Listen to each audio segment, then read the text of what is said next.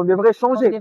Alors, dans ces moments-là, je pense très bien que quand quelqu'un sait déjà, il y a des domaines, je les souligne très bien, il y a des domaines icto facto, si tu dois les étudier. Mais il y a d'autres domaines qui demandent, quand tu sais lire et écrire, ça s'arrête là.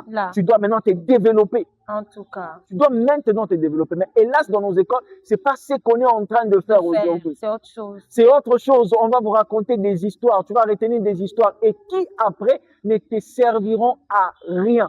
Benjet, tu vas faire latin philo, philosophie, latin mingi. Mais sur le plan professionnel, aïe, aïe, aïe. En tout cas, ça, c'est très important. Coach, la question que j'aimerais vous poser ici, c'est de savoir, de nos jours, qui a plus de chances de réussir dans la vie, le diplômé ou les débrouillards? Je pourrais dire, avoir un diplôme n'est pas synonyme de réussite.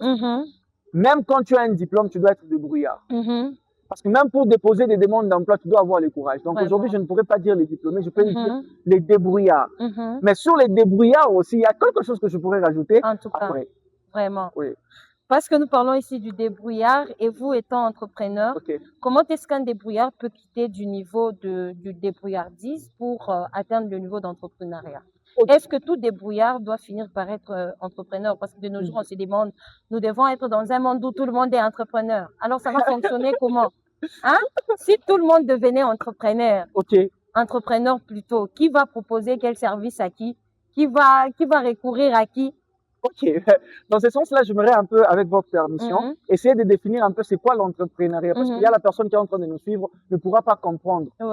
Alors, quelqu'un qui est en train de se débrouiller, ça veut dire que c'est quelqu'un qui fait des choses pour avoir de l'argent. Mais un entrepreneur est en train de faire des choses, mais il rajoute de la valeur.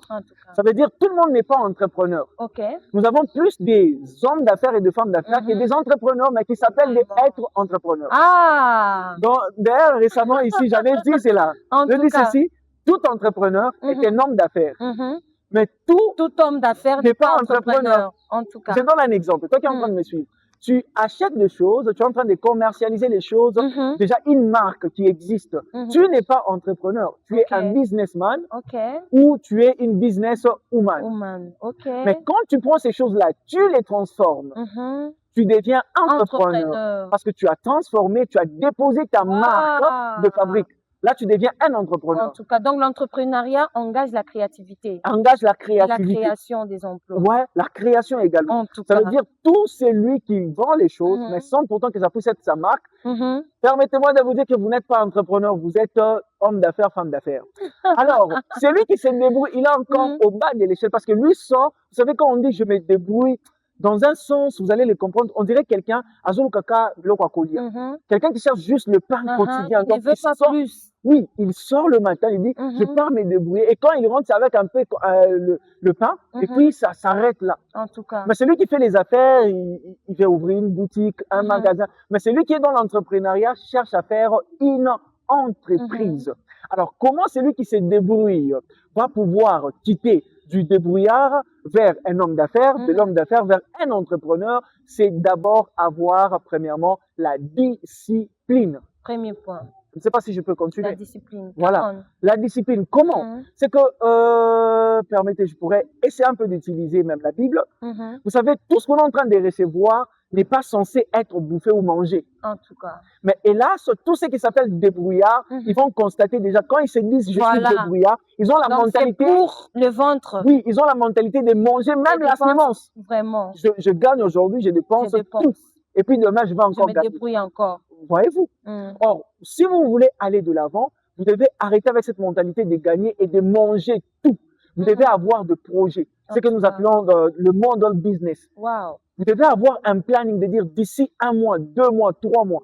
Madame Douciel, moi, je regrette souvent. Je me pose la question. Je vois maman Bazo Tekabilanga, de maman qui nous vendent les légumes. Je me dis, tu connais une maman qui vend les légumes, ça te fait 3 ans, 4 ans. Son capital ne monte pas, ne descend pas. Mais comment elle fait? Ça, c'est très important, hein? Est-ce que vous comprenez? Tout c'est un système qu'elle a développé dans sa tête. 1 année, 2 ans, 3 ans. Donc, on est appelé, si je vous comprends bien, on est appelé à perfectionner.